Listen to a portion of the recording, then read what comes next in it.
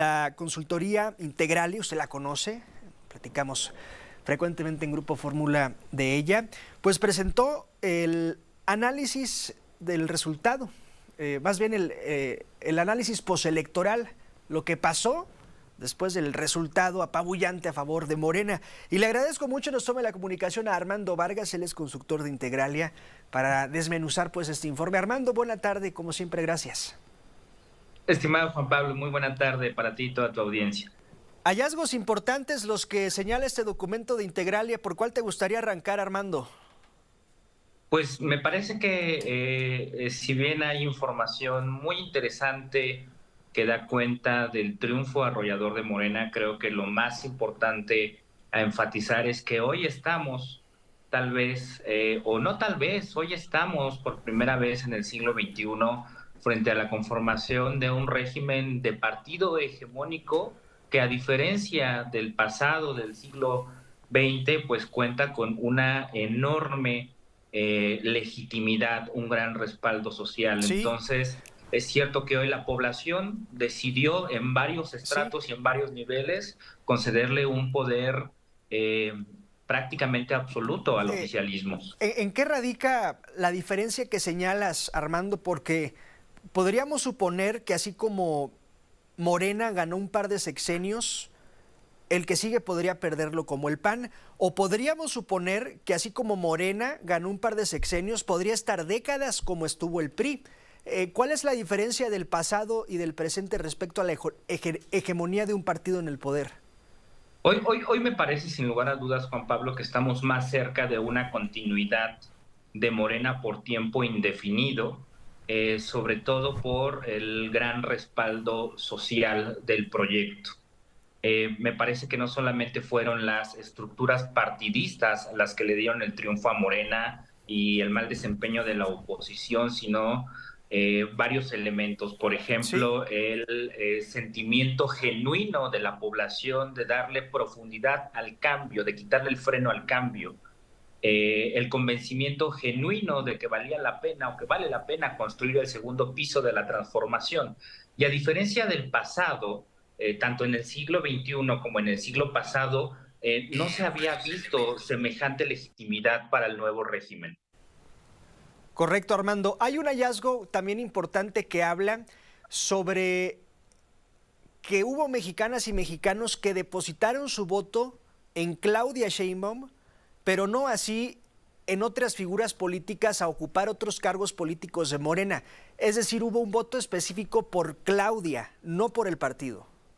Sí, sin lugar a dudas. De hecho, ahí también hay un dato interesante que, si bien es cierto, Morena tiene prácticamente la mayoría calificada tanto en Cámara de Diputados como en Cámara de Senadores en la práctica, cuando uno ve la distribución del voto, digamos, por partido, pues hay una distribución más o menos paritaria entre el voto morenista y el voto de otras fuerzas políticas. Sin embargo, Claudia Sheinbaum fue, digamos, una fuerza que empujó a todas las demás candidaturas a favor de Morena. Para decirlo en palabras muy simples, parece ser que Claudia Sheinbaum en el imaginario social, en el humor social, sí representa la continuidad del proyecto del presidente López Obrador en un nivel incluso más consolidado. Claudia Sheinbaum tiene más votos o logró más votos que el presidente López Obrador e incluso un margen de victoria muchísimo más amplio. Hoy es la Sí. presidenta más poderosa en la historia de este país. Entonces, sin lugar a dudas, la elección fue, a diferencia de lo que pensaban la mayoría de los analistas y de que los mismos datos nos revelaban, pues la elección federal sí tuvo un efecto importante en lo local. Claudia Sheinbaum, sin lugar a dudas, fue un factor determinante para la elección de Morena y es algo que en buena medida y en términos, digamos, de análisis político se entiende. Claudia Sheinbaum llevó mucho tiempo haciendo campaña, incluso estando en gobierno, 3 años al menos de campañas en la práctica, posicionando su Sí. imagen no solamente entre sectores políticos y económicos, sino también entre la población. Estoy platicando con Armando Vargas, él es consultor de Integralia. Armando, hubo partidos, hay partidos hoy día eh, que tienen mucha más fuerza política por curules, por puestos obtenidos en las urnas que el PRI y que el PAN.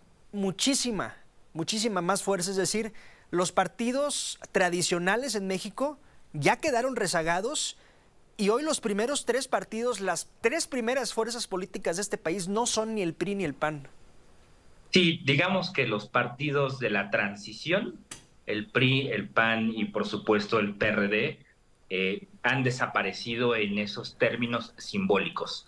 El PRD, por supuesto, perdió el registro a nivel nacional y solamente lo mantendrá en algunos territorios locales, pero ese sistema de partidos como lo conocimos tradicionalmente, digamos, hasta el 2018, pues ya ha cambiado. Hoy hay nuevas fuerzas políticas y específicamente nos estamos refiriendo al Partido Verde y al Movimiento Ciudadano. Hoy el Partido Verde, sin lugar a dudas, es, me parece, la puerta de entrada a la negociación política en el Congreso. Es un partido que ha quedado sumamente empoderado después de esta elección.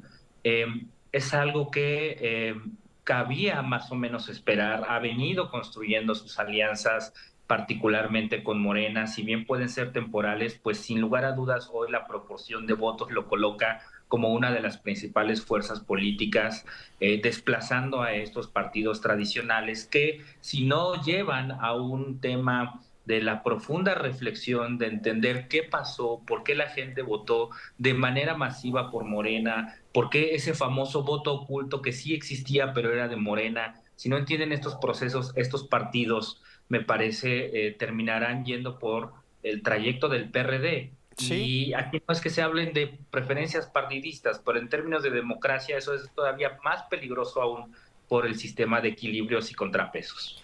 Estoy platicando con Armando Vargas, él es analista, él es consultor en Integralia. Armando, ¿qué otro hallazgo te gustaría destacar? Yo recuerdo así de bote pronto, más los que tú destaques, que la situación en el Congreso Federal, mayoría morenista, se replica prácticamente en todos los congresos locales. Sí, creo que en el reporte vale mucho la pena hacer como 2 grandes distinciones o niveles de análisis. Por una parte está la relación ejecutivo-legislativo en el ámbito local y después es muy importante observar lo que pasó en el ámbito local, en donde hay fenómenos muy interesantes de pesos y contrapesos. En el ámbito federal, pues la relación ha sido o será una relación de concentración de poder. Al menos desde esa óptica, yo también pienso, como lo han dicho otros analistas, que hay contrapesos, digamos, externos, por ejemplo, la reacción de los mercados, la propia naturaleza y el estilo de gobierno de la presidenta electa. Ya vimos el anuncio de la primera parte del gabinete que fue bien recibida por los mercados porque en su mayoría son perfiles altamente profesionales y con muchísima experiencia. Me parece totalmente acertado para la comunidad científica que ahora vaya a ser la ciencia un asunto de Estado con la creación de la nueva secretaría. Pero en términos generales, digamos que el resultado electoral lo que nos da es este nuevo régimen de partido hegemónico en donde Sí, la presidenta tiene la mayoría calificada y ese es un primer balance que hay que destacar y vigilar de cerca. y lo Pero en lo local haremos, me parece, sí. en lo local, estimado Juan Pablo, ahí hay fenómenos muy interesantes. Por ejemplo, el caso de Jalisco, en donde vemos que Movimiento Ciudadano retiene de manera totalmente legítima la gubernatura, pero el Congreso se pintó de color guinda. Entonces, eso nos habla de cómo hay fenómenos en donde hay ciudadanía altamente sofisticada que vota de forma cruzada para ganar pesos y contrapesos, y eso se replica en otros lugares también. Entonces, me parece que ahí hay 2 líneas de análisis de pesos y contrapesos que también se observa mucho en las ciudades capitales, en Sí. donde Morena tiene menos capitales y ciudades gobernadas que la oposición. Armando Vargas, como siempre, un gusto y gracias por compartirnos el análisis. Un gusto que estar contigo, Juan Pablo, otra vez. Excelente tarde para todas y todos. Gracias, es Armando Vargas, consultor de Integralia y los hallazgos.